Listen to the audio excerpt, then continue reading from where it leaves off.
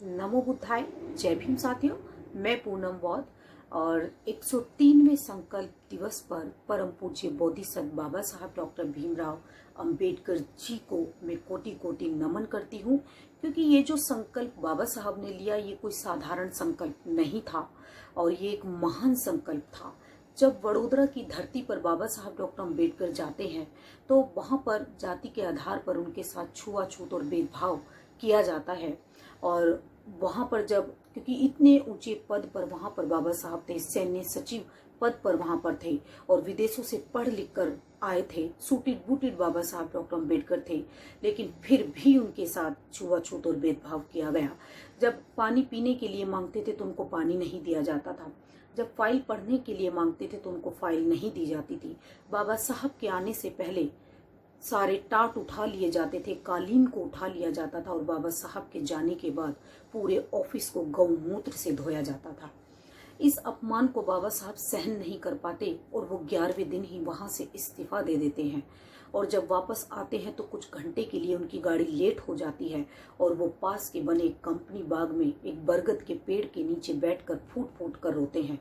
और रोते किसके लिए हैं? वो रोते हैं हमारे लिए, कि जब मुझ जैसे पढ़े लिखे व्यक्ति के साथ इतना छुआछूत और भेदभाव हो रहा है तो मेरा समाज जो इतना गरीब शोषित पीड़ित है उसके साथ ये लोग कैसा व्यवहार करेंगे। यदि इतनी पढ़ाई करने के बावजूद भी मैं इस छुआछूत और भेदभाव को खत्म नहीं कर पाया तो मैं अपने आप को गोली मार लूंगा। ये संकल्प बाबा साहब वडोदरा की धरती पर करते हैं। कहते हैं कि 1 मिनट में किसी की जिंदगी नहीं बदलती, लेकिन 1 मिनट में लिया गया फैसला जिंदगी जरूर बदल देता है। बाबा साहब डॉक्टर अंबेडकर ने जो वडोदरा की धरती पर जो फैसला लिया, उस फैसले से, उस संकल्प से उन्होंने लाखों करोड़ों लोगों की तकदीर बदल कर रख दी। आज जितने भी तमाम अधिकार आज हम लोगों को मिले हैं, जितनी भी सुख सुविधाएं आज हमारे पास हैं, वो किसी की बदौलत नहीं, वो सिर्फ और सिर्फ बाबा साहब डॉक्टर भीमराव अंबेडकर जी की बदौलत है। क्योंकि हमको यहाँ तक लेकर के आने वाले कोई और नहीं। और जितना भी कुछ बाबा साहब ने किया वो बहुत कठिनाइयों से, बहुत मुश्किलों से हमारे लिए किया।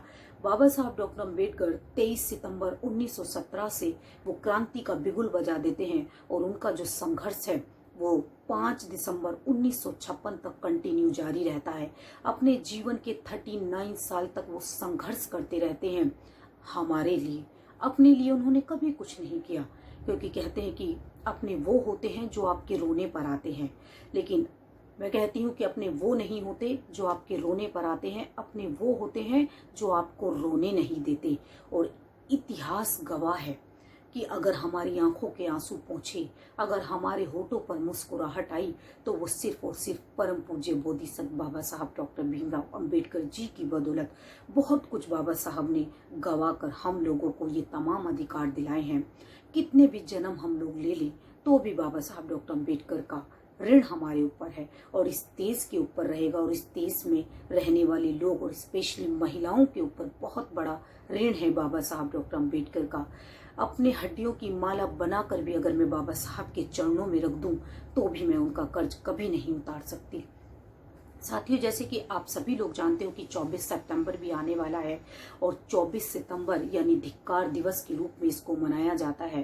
क्योंकि जब बाबा साहब डॉक्टर अंबेडकर इंग्लैंड की पार्लियामेंट से हमारे लिए संपूर्ण अधिकार लिखित रूप में लेकर के आए तो मिस्टर गांधी को ये पसंद नहीं आया।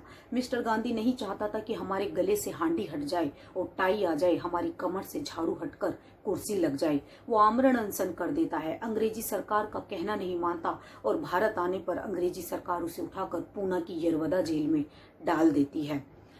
और बाबा साहब को धमकी भरे पत्र मिलते हैं, खून से लिखे हुए पत्र मिलते हैं कि अगर मिस्टर गांधी को अगर कुछ हो गया तो डॉक्टर अंबेडकर भी जीवित नहीं बचेंगे। दूसरी तरफ हमारे लोगों के घर जलाए जाने लगे, हमारी बहन बेटियों की इज्जत लूटने लगी। बाबा साहब को बहुत मजबूर कर दिया गया और षड्यंत्रों के तहत कस्तूरबा गांधी, सरोजनी नायडू, मिस्टर गांधी के बेटे और बहुत सारे नेता बाबा साहब के घर जाते हैं। वहां पर जाकर कस्तूरबा गांधी बाबा साहब के सामने पल्ला फैला कर कहती है कि डॉक्टर अंबेडकर मेरे पति के प्राणों की रक्षा कीजिए। माता रमाबाई भी ये सब देख रही होती है और वो भी कहती है कि बाबा साहब आप कुछ कीजिए। बाबा साहब के जो बहुत सारे साथी होते हैं वो भी कहते हैं कि साहब एक गांधी मर गया तो 1000 गांधी पैदा हो जाएंगे, लेकिन अगर आप चले गए तो हमारे समाज का क्या होगा। बाबा साहब पूरी रात सो नहीं पाते, बहुत चिंतन मनन करते हैं और अगले दिन वो पूना की यरवदा जेल में जाते हैं और वहां पर जाकर एक पैक्ट होता है, एक संधि होती है जिसको पूना पैक्ट कहते हैं। जो अधिकार बाबा साहब बड़ी मुश्किलों से अंग्रेजी सरकार से लेकर के आए, 2 वोट का राइट, वो 2 वोट का राइट उनको छोड़ना पड़ता है और उसके बदले में मिलता है आरक्षण। सरकारी नौकरियों में आरक्षण मिलता है, शिक्षा में आरक्षण मिलता है, राजनीति में आरक्षण मिलता है। बाबा साहब जब पूना पैक्ट पर हस्ताक्षर कर देते हैं और मिस्टर गांधी, पंडित मदन मोहन मालवीय और सी राजगोपालाचार्य से हाथ मिलाकर जब वो वापस आते हैं तो ये तीनों बाबा साहब डॉक्टर अम्बेडकर के जाने के बाद गाय के पेशाब से अपने हाथों को धोकर पवित्र करते हैं, क्योंकि इनके धर्म ग्रंथ यही कहते हैं कि शूद्र पढ़ लिखकर कितना भी विद्वान बन जाए तो भी वो सम्मान के पात्र नहीं है। और इसीलिए ये मनुवादी लोग, ये ब्राह्मणवादी लोग कभी भी बाबा साहब डॉक्टर अम्बेडकर को सम्मान नहीं दे पाए। घर आते हैं बाबा साहब और बड़े निराश होते हैं, बड़े परेशान होते हैं और 3 दिन तक वो खाना नहीं खाते और वो ये बात मंच से भी कहते थे कि मैंने पूना पैक्ट पर हस्ताक्षर कर बहुत बड़ी गलती की है। तो बाबा साहब डॉक्टर अम्बेडकर का ये देश हमेशा ऋणी रहेगा, क्योंकि आज हम लोग हर क्षेत्र में आगे बढ़ रहे हैं। वो सिर्फ और सिर्फ बाबा साहब डॉक्टर भीमराव अम्बेडकर जी की बदौलत। हम बाबा साहब के अनुयायी हैं। अगर हम लोग उनके अनुयायी हैं तो हमें उनके बताए रास्ते पर चलना होगा। बाबा साहब का जो सपना था भारत को बौद्धमय करना, वो बौद्धमय सपना कैसे पूरा होगा? जब हम सभी लोग एकजुट होंगे तभी बाबा साहब का सपना पूरा होगा। जब इस देश की 50% की जो आबादी महिलाओं की है, जब वो महिलाएं अपने घरों से बाहर आएंगी तब बाबा साहब का सपना पूरा होगा। नहीं तो हमसे बड़ा गद्दार कोई भी नहीं है, क्योंकि पीढ़ी दर पीढ़ी आरक्षण बाबा साहब का हम लोग खा रहे हैं, लेकिन हम ही लोग उनके साथ सबसे ज्यादा नमक हरामी कर रहे हैं। तो मैं यही कहना चाहती हूँ कि बाबा साहब डॉक्टर अम्बेडकर ने हमें जितना भी कुछ दिया है वो बहुत मुश्किलों से दिया है।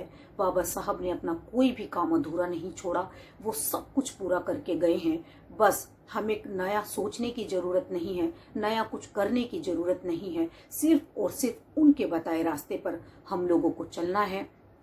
तभी इस देश का उद्धार हो सकता है, तभी ये देश विकासशील बन सकता है।